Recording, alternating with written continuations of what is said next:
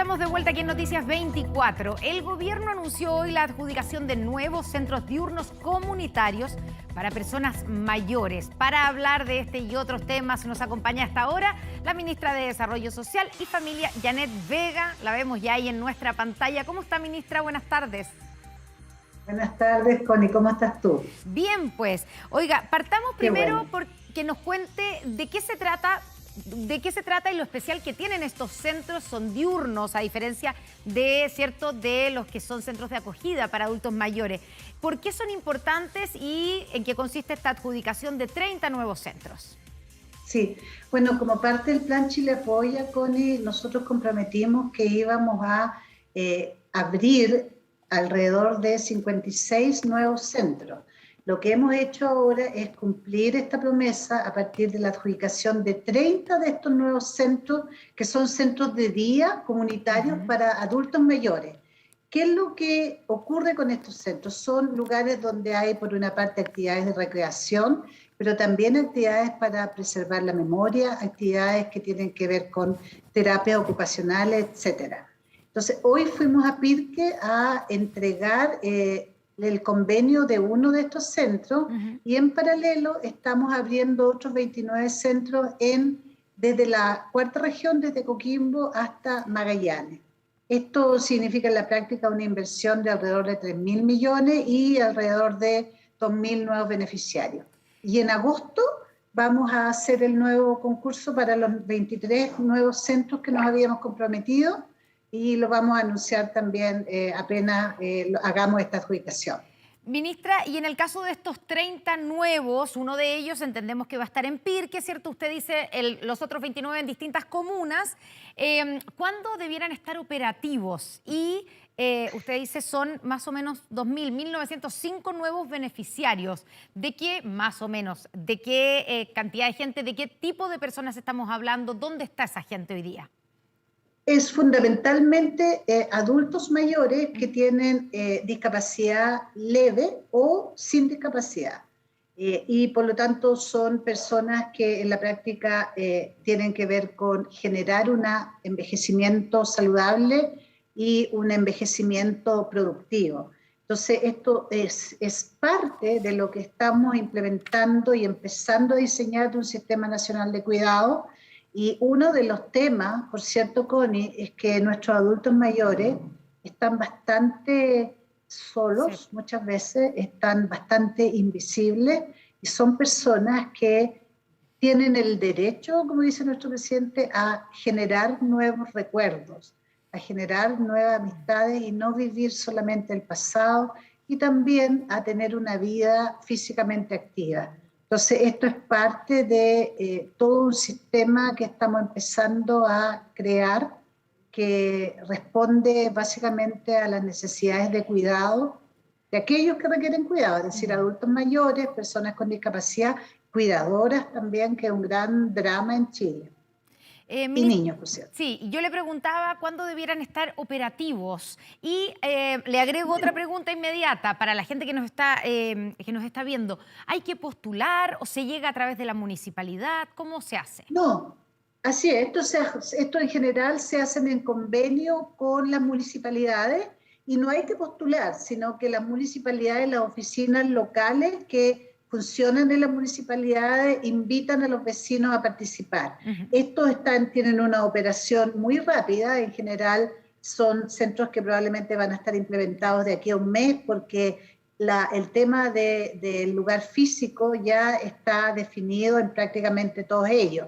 Y por ejemplo, como son municipalidades, voy a poner algunos ejemplos. Claro. Tenemos Chiguayante, Romeral, Quillón, Santa Juana, Longaví, Cañete, Traiguén, Última Esperanza, Vicuña, Futaleufú, Frei, de Tomé, etcétera, etcétera. Entonces, el sentido que tiene esto además es que en aquellos lugares donde hay más necesidad, en general son comunas pequeñitas, rurales, y en general de las regiones que son más deprivadas, abramos estos espacios para apoyar a nuestros adultos mayores. Y que son espacios de día, como usted decía, ¿cierto? Donde los adultos mayores con algún tipo de discapacidad o sin discapacidad pueden ir a pasar su día en vez de estar en sus casas, por ejemplo, muchas veces solos, ¿cierto? Así ¿Qué tipo es. de actividades se hacen en esos centros diurnos? ¿Cómo pasan el día esos adultos mayores? Sí. Bueno, primero hay actividades para mantener el desarrollo cognitivo. Por ejemplo, juegos de memoria, muchos juegos de memoria. También hay juegos de equilibrio, mucho ejercicio de equilibrio para asegurar y prevenir caídas. Y lo otro que se hace bastante es actividades más lúdicas, por ejemplo, baile y gimnasia son súper demandados, más baile que gimnasia. El placer de bailar en general es como bien generalizado en nuestro país, y entonces es muy interesante que efectivamente se mantengan estas actividades. Y también lo otro que hay es que muchas veces hacen convenios con, por ejemplo, compañías de teatro o clubes de lectura, y por lo tanto son actividades que en general tienen un componente lúdico, pero al mismo tiempo un componente de mantener el nivel cognitivo. Ministra, quiero pasar a preguntarle también sobre otro tema que le interesa también no solamente a los adultos mayores, sino que a mucha gente que está con necesidades, ¿cierto?, frente al aumento del costo de la vida, y es el bono de 120.000 pesos. ¿Cuándo se empieza a pagar? Porque ya estamos como en las fechas, parece, ¿o no? No, el bono en este momento está para toma de razón en Contraloría. Ya. En el momento en que Contraloría tome razón, estamos hablando de aproximadamente 2 semanas.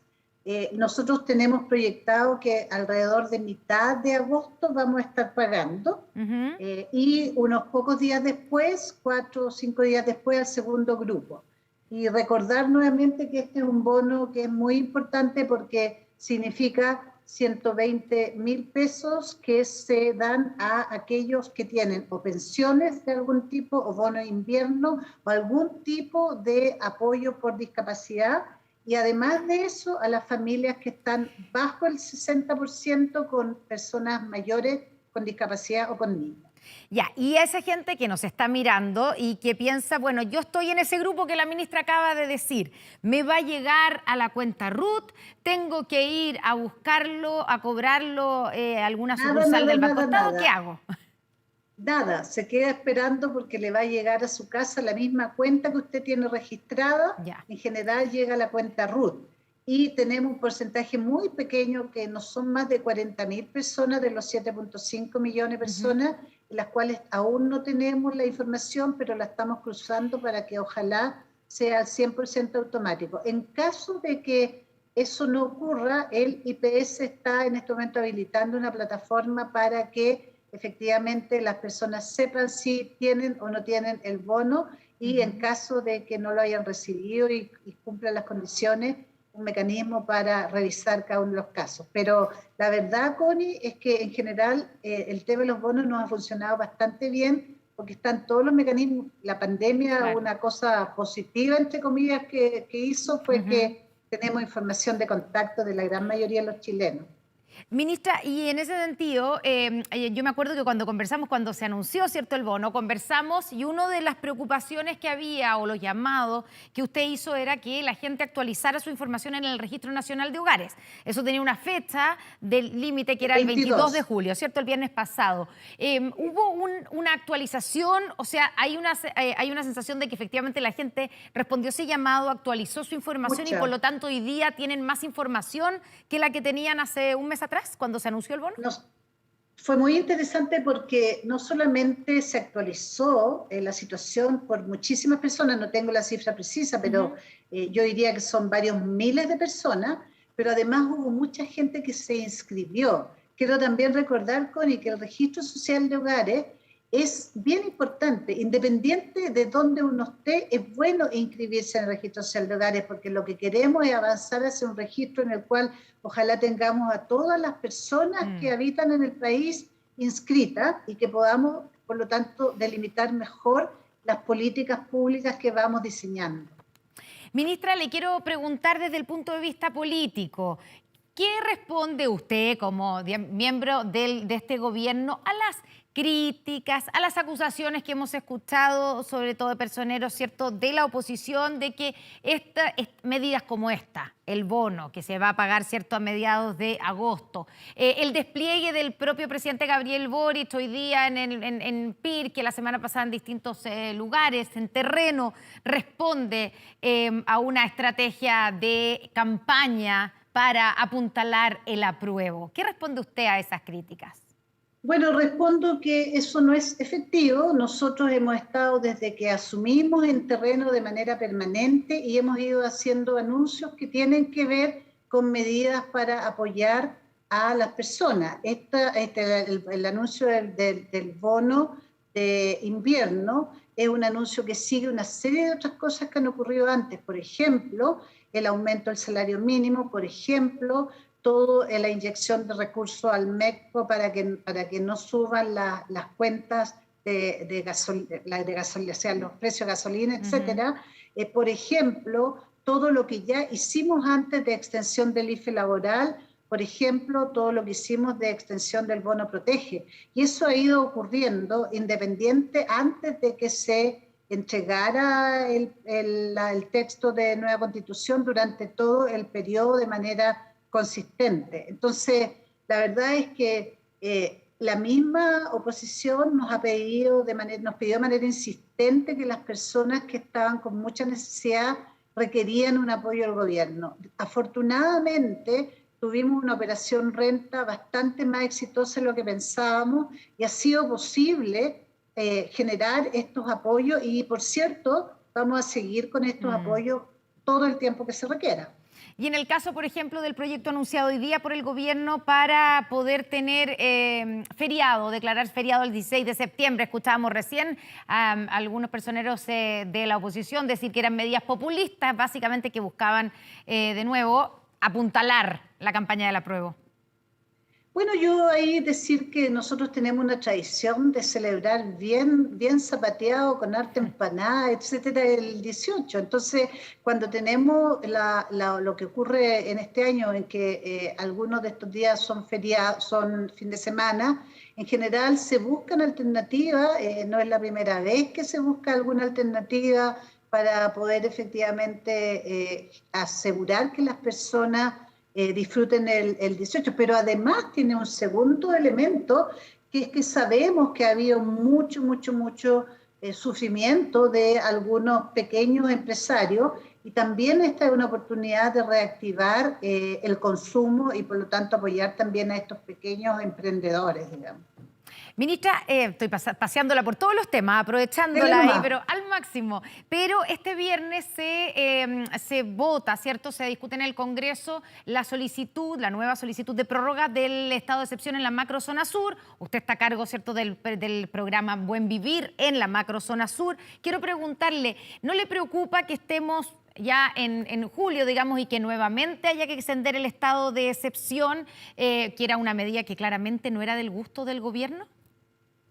Bueno, esa es una decisión que no depende de mi ministerio, por lo tanto yo la verdad es que no opino al respecto, pero sí les puedo contar que hemos avanzado significativamente en acelerar las inversiones en las 4 regiones a cargo. Son las 4 regiones que tienen una mayor ejecución de gasto y tenemos un equipo que está trabajando fuertemente porque hay cosas que de repente se nos quedan trabados, proyectos que son grandes. Por ejemplo, ya tenemos listo para inaugurar el hospital de Lonquimay, que en algún momento la ministra irá a hacerlo.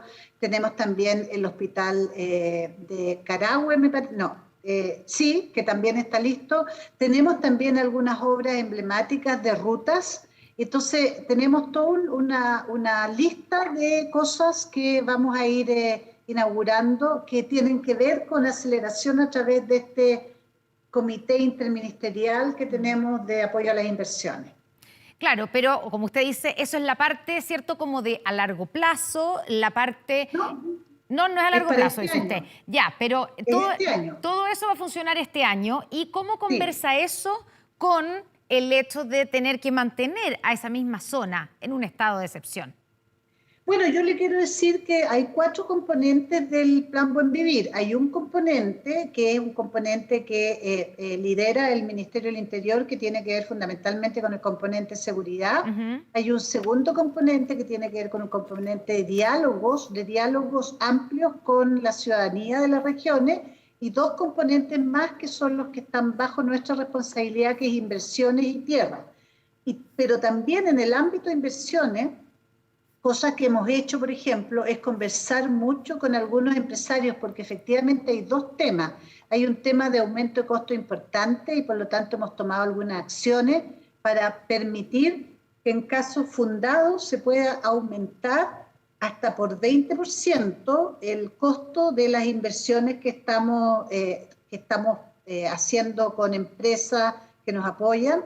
Y también lo otro que hemos visto es que en aquellos casos que están en zonas rojas, que se requiere apoyo para que las obras continúen, por ejemplo, ahí también, en coordinación con el Ministerio del Interior, está el apoyo para que efectivamente esto ocurra. Y además de eso, se han tomado acciones para apoyar a aquellas empresas que están con dificultades financieras importantes, que sabemos porque en el fondo tenemos cuántas facturas están factorizadas, valga la redundancia. Entonces, también hemos trabajado con la Cámara Chilena de la Construcción y hemos ido tomando algunas medidas en la medida que ellos nos han ido sugiriendo cosas que podrían mejorar la inversión. Y solo para terminar, ministra, en el tema de las tierras, que es uno de los temas de los que usted está a cargo, ¿ha habido, yo sé que han habido ciertas conversaciones, entiendo que ha habido, por ejemplo, en Arauco con forestales, ¿ha habido avances con respecto al tema del poder adquirir, expropiar o tener convenios con las forestales, como en su minuto se anunció, para poder responder a esa reivindicación? Bueno, yo le quiero decir, Connie, que nosotros estamos abiertos a dialogar con todos los actores que son parte de las comunidades. Y en ese sentido, efectivamente, lo que nos hemos dedicado es a recopilar información de lugares o predios que efectivamente hay interés en vender. Y eso es lo que tenemos ahora. Tenemos un catastro actualizado de interés de vender o de hacer emprendimientos conjuntos, por ejemplo, en algunos casos con comunidades, y también, por cierto, estamos acelerando el proceso de entrega de tierras por los mecanismos tradicionales, que es a través de CONADI. Sí. En CONADI también al mismo tiempo estamos haciendo una reestructuración bien importante, porque efectivamente los procesos son procesos lentos y que tienen que ver no solamente mirado desde el punto de vista de las comunidades, sino que en general donde viven estas comunidades, que son zonas rurales, que viven todos en la misma zona, hay temas que tienen que ver con caminos rurales, con transporte para que los niños puedan ir al colegio, una serie de cosas con productividad, con ahora que hay un problema de forraje importante que hay que ir resolviendo, porque hay una mezcla, pero por cierto, en aquellos lugares donde hay comunidades, en general son las mismas zonas que son las zonas más vulnerables, y CONADI tiene mecanismos para apoyar esas zonas que se pueden utilizar de manera mucho más rápida. Ministra Janet Vega, muchas gracias por esta conversación aquí en Noticias 24. Muy buenas tardes. Buenas tardes, Connie, un placer como siempre. Gracias, igualmente.